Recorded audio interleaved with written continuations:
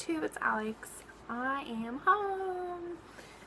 Not pregnant. I'm happy to say that because usually when I make my daily updates, I say I'm still pregnant, blah blah blah, and I'm like miserable about it. But I had baby Jack and we're home. We were gonna get discharged yesterday, but the doctor and nurse were like totally like not comfortable with it, and they could tell we wanted to go home.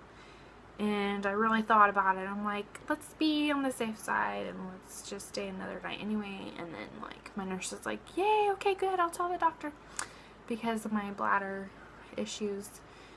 I've been on oxycodone, so in other pain management stuff and other medications. So I keep forgetting exactly what I've told you and what I haven't told you. But they wanted me to stay an extra night because even though my bladder was doing way better and I was peeing, finally peeing, they still wanted me to stay another night just to observe me. And I'm glad I did. Yeah, we came home today, so we stayed a total, I think, of 3 nights. Little Light / Jack is over 3 days old now. And it's still just crazy that I had him because I didn't have, you know, the vaginal birth I wanted. So you just have this kind of weird feeling after having a baby via C-section. I do anyway.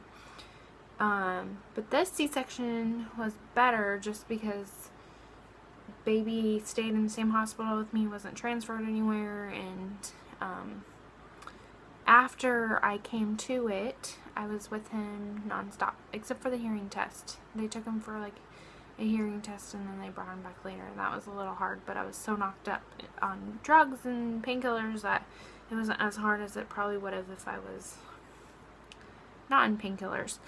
And Paul was sleeping and he kind of got mad at me because he's like, I was supposed to go with him. I didn't want him to leave our side. And I'm like, oh my god, I'm so sorry. You should have told me that. I didn't know when you were sleeping and you've hardly had any sleep. I didn't want to disrupt your sleep.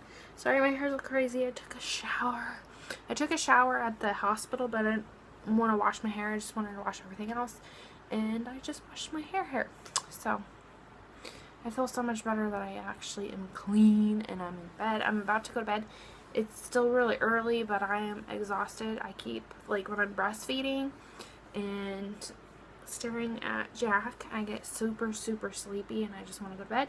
So I thought I would do this quick update before I fall asleep. Jack just had his first bottle ever. I didn't feel comfortable with it, but my nipples are starting to really hurt. Just barely touching him right now hurt. So he was doing really good latching and stuff, and then I guess little by little he started having a poor latch and I wasn't paying attention as much as I was before. So now they're killing me, and I pumped a good amount of milk actually. I let him actually eat first off me, and then when he fell asleep I pumped the rest. And then Paul, I was going to feed him again before I went to sleep, but I'm like, my nipples hurt too much. So Paul fed him just a little bit of it, and he's going to stay up with Jack, almost a Little Light, and let me get some sleep because all the nights that I stayed at the hospital, I pretty much had no sleep because of Jack, just feeding him, you know, those cluster feedings that you do when you have a newborn, is they want to eat, and there isn't really any break. So Paul's gonna let me sleep, and he's gonna take care of Jack downstairs, which is giving me anxiety attacks. Just being on a different level of house of him is kind of getting to me. I wanted to tell you guys that Paul has no footage of the birth whatsoever. He tried cheating and using a cell phone to record videos, and the, not my doctor, but I can't think of the name, but the guy that knocks you out and gives you epidurals and stuff, he caught Paul doing it and told him to stop. So Paul got none of that, which sucks because it was such a beautiful moment. I cried, Paul cried.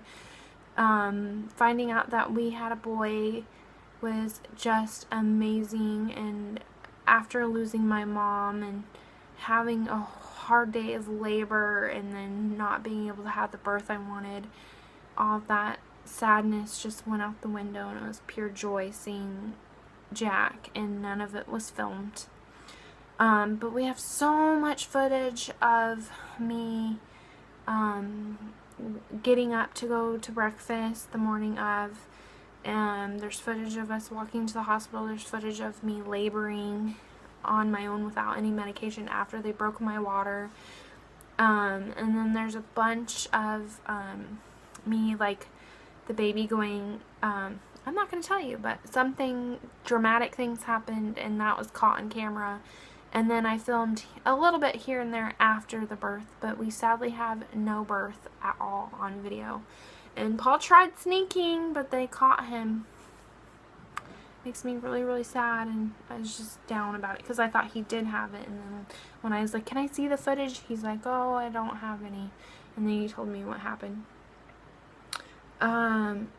Yeah, we got Deanna's reaction, my mother-in-law's reaction of finding out that it's a boy, and it was beautiful. She was very happy that it was a boy, and it was a beautiful sight, and I'm sure she'll be happy that we have that footage of her.